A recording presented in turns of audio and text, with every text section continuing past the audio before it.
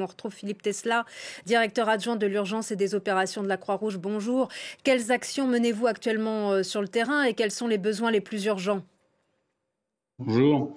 Sur le terrain, nous menons des actions. Alors, il faut déjà savoir que nous étions sur place avant le cyclone, puisque nous disposions de structures dans le domaine du social, de la prévention, de la santé sur Mayotte. Et donc, nous tâchons déjà de rétablir l'activité normale. Je ne sais pas si normale est adaptée, mais enfin, en tous les cas, l'activité de ces structures-là pour venir en aide aux populations, puisque leur travail est vraiment auprès des populations et des communautés. Alors, ce qu'on est en train de mettre en place et ce qu'on a commencé à faire venir de la Réunion sont bien du renfort en matériel, en tout ce qui est ce qu'on appelle du relief, c'est-à-dire tout ce qui va permettre aux gens de retrouver une vie avec des biens essentiels pour la cuisine, enfin des choses comme ça. En tous les cas, on est en train de réfléchir aussi à la distribution alimentaire, à la distribution d'eau.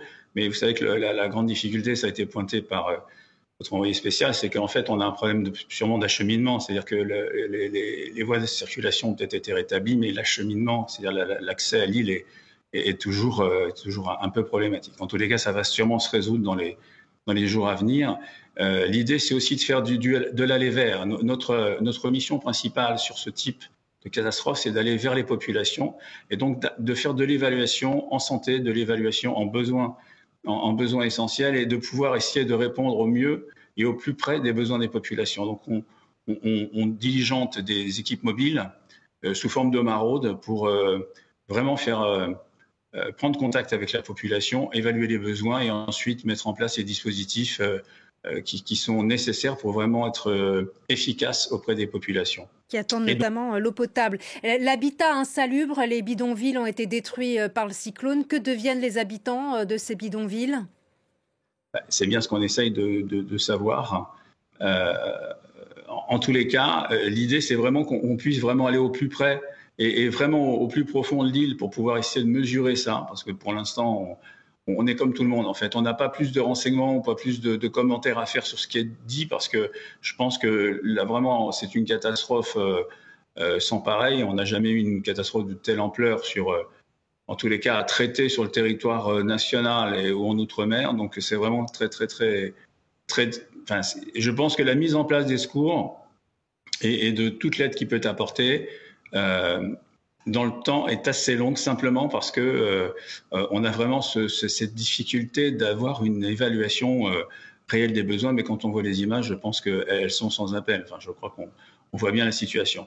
Donc l'idée, c'est vraiment d'essayer d'aller au plus près. Je le répète, hein, l'aller vers, c'est réellement ce qui fera qu'on pourra être le plus efficace auprès des populations. C'est vraiment diligenter des équipes, que ce soit de rétablissement de liens familiaux, puisqu'on a déjà envoyé 6 spécialistes du domaine, on a envoyé des logisticiens, des spécialistes du traitement de l'eau, puisqu'on compte faire acheminer 2 machines de traitement de l'eau aussi sur l'île dès que possible. En tous les cas, on est vraiment sur une évaluation globale et holistique de l'ensemble des besoins. Je le répète, hein, je répète tout le temps le même mot, mais c'est clair que c'est ce qu'il faut faire et le plus vite sera le mieux. Mais en tous les cas, voilà, nous on est prêts à agir.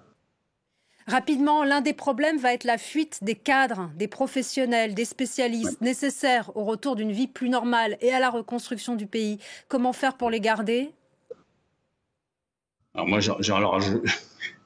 j'ai pas envie de repasser passez-moi l'expression, mais la patate chaude. Mais ça, je pense que c'est une priorité à traiter au niveau de l'État ou enfin, en tous les cas, des autorités publiques, d'essayer de faire que les gens restent, ou en tous les cas, de pouvoir ensuite réimplanter des gens sur l'île, parce que de toute façon, malheureusement, je pense que la mission autour de ces catastrophes risque de durer dans le temps, et donc, enfin, il sera toujours temps de pouvoir de réinstaller des cadres sur l'île. Mais oui, vous avez raison, c'est pratiquement un des problèmes cruciaux aussi.